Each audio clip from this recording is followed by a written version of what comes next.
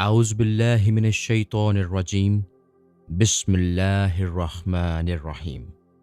اللہم صلی علی سیدنا و مولانا محمد وعلی آل سیدنا و مولانا محمد وبارک وسلم۔ حضرت یوسف بن حسین رحمۃ اللہ علیہ کے حالات مناقب۔ تعارف: آپ بہت باکمال اور عظیم بزرگوں میں سے ہیں اور بڑے بڑے مشائخ کی صحبت سے فیض یاب ہوئے۔ آپ کا تعلق حضرت ذوالنون مصری کے ارادت مندوں میں سے تھا۔ اس کے علاوہ آپ بہت خوبصورت اور خوش پوش بھی تھے۔ طویل عمر پانے کے باوجود کثرت سے عبادت کیا کرتے تھے۔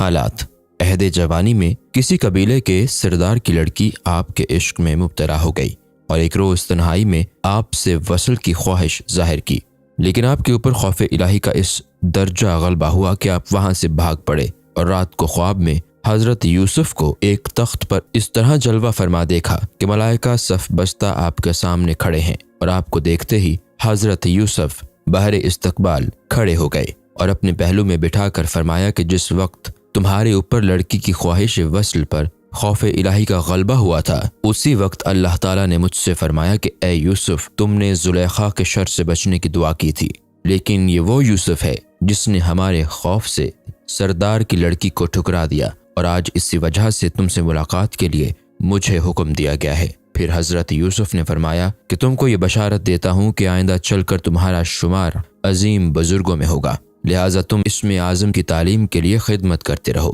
لیکن پاس ادب کی وجہ سے اظہار مدعا نہ کر سکے۔ پھر جب خود ہی حضرت ذوالنون نے آمد کا مقصد دریافت کیا تو عرض کیا کہ حصول نیاز اور خدمت گزاری کے لیے حاضر ہوا ہوں، اور یہ کہہ کر پھر مزید 1 سال تک وہیں پڑے رہے۔ پھر 2 سال گزرنے کے بعد جب دوبارہ حضرت ذوالنون نے آمد کا مقصد پوچھا تو عرض کیا کہ اسم اعظم سیکھنا چاہتا ہوں۔ یہ سن کر وہ خاموش ہو گئے اور مزید 1 سال تک کوئی جواب نہیں دیا۔ پھر 3 سال گزر جانے کے بعد آپ کے ہاتھ میں سرپوش سے ڈھکا ہوا ایک پیالہ دیتے ہوئے فرمایا کہ یہ پیالہ دریائے نیل کے دوسرے کنارے پر فلاں شخص کو دے آؤ، اور وہی شخص تم کو اسم اعظم بھی بتا دے گا۔ چنانچہ بے یقینی کی کیفیت میں جب راستہ میں اس پیالہ کو کھول کر دیکھا تو اس میں سے ایک چوہا دم دبا کر بھاگ گیا۔ یہ دیکھ کر آپ بے حد نادم ہوئے اور خالی پیالہ اس شخص کے ہاتھ میں جا کر دے دیا۔ اس نے کہا کہ جب تم ایک چوہے کی حفاظت نہ کر سکے تو پھر اسم اعظم کو کیسے محفوظ رکھ سکو گے؟ یہ جواب سن کر آپ مایوسی کے عالم میں حضرت ذوالنون کی خدمت میں واپس پہنچے تو انہوں نے فرمایا کہ میں نے 7 مرتبہ خدا سے تمہیں اسم اعظم بتانے کی اجازت چاہی، لیکن ہر مرتبہ یہی جواب ملا کہ ابھی آزماؤ۔ چنانچہ بطور آزمائش کہ میں نے تمہیں چوہا بند کر کے دے دیا تھا، لیکن یہ اندازہ ہوا کہ تم ابھی تک اسم اعظم کی حفاظت کے اہل نہیں ہوئے ہو، لہٰذا اپنے وطن واپس جا کر وقت کا انتظار کرو۔ چنانچہ روانگی سے قبل جب آپ نے حضرت ذوالنون سے نصیحت کرنے کی درخواست کی تو انہوں نے فرمایا کہ تم نے جو کچھ لکھا پڑھا ہے اس کو یکسر فراموش کر دو تاکہ درمیان سے حجاب اٹھ جائے، اور مجھ کو بھی اس طرح بھلا دو کہ کسی کے سامنے مجھے اپنا مرشد مت کہو۔ لیکن آپ نے عرض کیا کہ یہ دونوں شرطیں میرے لیے ناقابل قبول ہیں، البتہ تیسری شرط کہ مخلوق کو خدا کی جانب مدعو کرو، اس پر انشاءاللہ ضرور عمل پیرا ہوں گا۔ چنانچہ وطن واپس آنے کے بعد آپ نے تبلیغ و وعظ کا سلسلہ شروع کر دیا، لیکن علماء نے آپ کی اس درجہ مخالفت کی کہ عوام آپ سے بدظن ہو گئے، اور ایک دن جب آپ وعظ کہنے پہنچے تو وہاں ایک فرد بھی موجود نہیں تھا، لہٰذا آپ نے وعظ کو ترک کر دینے کا قصد ہی کیا تھا کہ ایک بڑھیا نے کہا آپ نے ذوالنون سے مخلوق کو پند و نصائح کرتے رہنے کا وعدہ کیا تھا، پھر یہ عہد شکنی کیسی؟ اس کے بعد سے آپ نے یہ پرواہ کیے بغیر کہ کتنے افراد وعظ میں حاضر ہوتے ہیں مسلسل 50 برس تک اپنا سلسلہ وعظ جاری رکھا، اور آپ کے فیض صحبت سے حضرت ابراہیم خواص پر یہ اثر ہوا کہ بغیر سواری اور زاد راہ کے صحراؤں میں سفر کرتے رہے۔ حضرت ابراہیم خواص سے روایت ہے کہ ایک مرتبہ عالم رویا میں یہ ندا سنی کہ یوسف بن حسین سے کہہ دو کہ تم رانداہ درگاہ ہو چکے ہو، لیکن بیداری کے بعد یہ خواب بیان کرتے ہوئے ان سے مجھے ندامت ہوئی، لیکن دوسری شب پھر یہی خواب دیکھا، اور تیسری شب مجھے تنبیہ کی گئی کہ اگر تم نے یہ خواب ان سے بیان نہ کیا تو تمہیں زندگی بھر کے لیے سزا میں مبتلا کر دیا جائے گا۔ چنانچہ جب خواب بیان کرنے کی نیت سے آپ کی خدمت میں پہنچا تو آپ نے حکم دیا کہ کوئی عمدہ سا شعر سناؤ، اور جب میں نے ایک شعر سنایا تو آپ اس قدر روئے کہ آنکھوں سے لہو جاری ہو گیا۔ پھر فرمایا کہ شاید اسی لیے مجھے زندیق کہتے ہیں، اور اللہ تعالیٰ کا یہ فرمانا کہ میں مردود بارگاہ ہوں قطعاً درست ہے۔ حضرت ابراہیم کہتے ہیں کہ میں یہ سن کر حیرت زدہ رہ گیا اور اسی دن اور اسی ادھیڑ بن میں جنگل کی طرف نکل گیا، اور وہاں جب حضرت خضر سے ملاقات ہوئی تو انہوں نے فرمایا کہ یوسف بن حسین رحمۃ اللہ علیہ عشق الہی کی شمشیر کے گھائل ہیں، اور ان کا مقام اعلیٰ علیین میں ہے، اور خدا کی راہ میں ایسا ہی مقام حاصل بھی کرنا چاہتے ہیں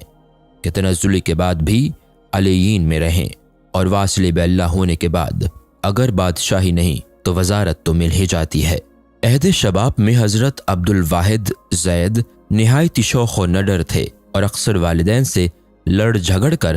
بھاگ جاتے تھے۔ وہ اتفاق سے ایک دن آپ کی مجلس واعظ میں جا پہنچے، اور آپ اپنے واعظ میں یہ فرما رہے تھے کہ اللہ تعالیٰ بندے کو اس طرح اپنی جانب متوجہ کر لیتا ہے جس طرح کوئی محتاج ہو کر کسی کے سامنے جاتا ہے۔ یہ سنتے ہیں۔ عبد الواحد زید پر یہ اثر ہوا کہ چیخ ماری اور کپڑے پھاڑ کر قبرستان کی طرف چل دیے، اور 3 شب روز عالم بے خودی میں وہیں پڑے رہے۔ لیکن جس دن ان کے اوپر یہ کیفیت طاری ہو رہی تھی، اسی دن یوسف بن حسین نے خواب میں یہ ندا سنی کہ تائب ہونے والے نوجوان کو تلاش کرو۔ چنانچہ جس وقت تلاش کرتے ہوئے قبرستان پہنچے تو 3 ہی یوم میں حضرت عبد الواحد نے وہ مدارج طے کر لیے تھے کہ آپ کو دیکھتے ہی کہا کہ آپ کو تو 3 یوم قبل حکم دیا گیا تھا، لیکن آپ آج پہنچے ہیں۔ نیشا پور کے ایک تاجر کا کسی پر قرض تھا، اور وہ شخص کہیں باہر چلا گیا تھا، اور اسی دوران میں اس تاجر نے ایک حسین قمیص خریدی تھی،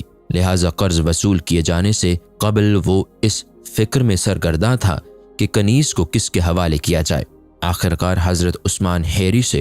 درخواست کی کہ اگر آپ کی بیوی کنیز کو اپنے پاس رکھ لیں تو فلاں جگہ جا کر اپنا قرض وصول کر لاؤں، اور جب وہ کنیز کو چھوڑ کر چلا گیا تو ایک دن عثمان حیری کی اس پر نظر پڑ گئی اور شہوانی جذبات پیدا ہو گئے، لیکن آپ فوراً اپنے مرشد حضرت ابو حفص خداد کے پاس پہنچ گئے، اور انہوں نے حکم دیا کہ حضرت حسین بن یوسف کے پاس فوراً رے چلے جاؤ۔ چنانچہ رے پہنچ کر جب لوگوں سے ان کا پتہ پوچھا کہ وہ کہاں ہے تو لوگوں نے کہا وہ تو زندیق ہے، اور تم بھی اس کے پاس جا کر برباد ہو جاؤ گے، جبکہ تم خود صاحب کمال معلوم ہوتے ہو۔ یہ سن کر عثمان حیری پھر نیشا پور واپس آ گئے اور اپنے مرشد سے پورا واقعہ بیان کر دیا، لیکن انہوں نے پھر یہی حکم دیا کہ تم واپس رے جا کر کسی طرح ان سے ملاقات کرو، اور جب وہ دوبارہ رے جا کر ان سے ملے تو دیکھا کہ ایک کم سن لڑکا ان کے پاس بیٹھا ہوا ہے اور وہ جام و سراہی سامنے رکھے ہوئے ہیں۔ انہوں نے سلام کیا تو حضرت یوسف بن حسین نے جواب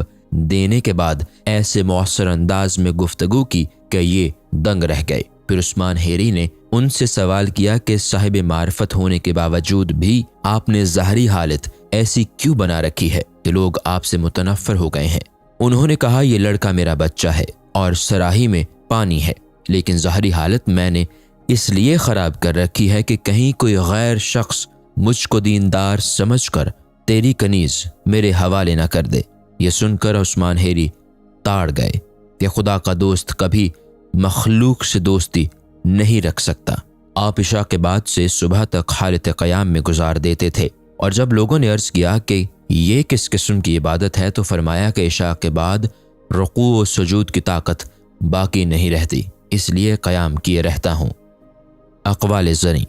حضرت جنید بغدادی کو آپ نے تحریر کیا کہ اگر خدا نے تمہیں نفس کی شدت سے آشنا کر دیا تو کوئی مرتبہ بھی حاصل نہ کر سکو گے، اور اللہ نے ہر امت میں کچھ امین مقرر کیے ہیں، لیکن امت محمدی کے امین اولیاء کرام ہیں، اور عورتوں اور لڑکوں کی صحبت صوفیہ کے لیے تباہ کن ہوتی ہے، اور جو قلبی لگاؤ سے خدا کو یاد کرتا ہے اس کے قلب سے خود بخود ما سوائے اللہ کی یاد نکل جاتی ہے، اور صادق وہی ہے جو گوشہ تنہائی میں خدا کو یاد کرتا ہے، اور موحد وہ ہے جو خدا کی بارگاہ میں رہ کر اوامر و نواہی کی پابندی کرتا رہے، اور بحر توحید میں غرق ہونے والے کی تشنگی کبھی رفع نہیں ہوتی، اور زاہد وہی ہے جو خود کو کھو کر خدا کو تلاش کرتا رہے، اور بندے کو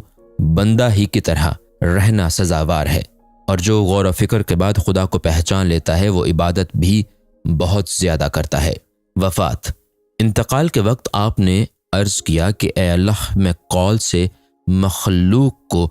فعل سے نفس کو نصیحت کرتا ہوں، لہٰذا مخلوق کی نصیحت کے معاوضہ میں میرے نفس کی خیانت کو معاف کر دے۔ وفات کے بعد کسی بزرگ نے آپ کو اعلیٰ مراتب پر فائز دیکھ کر سوال کیا کہ یہ مرتبہ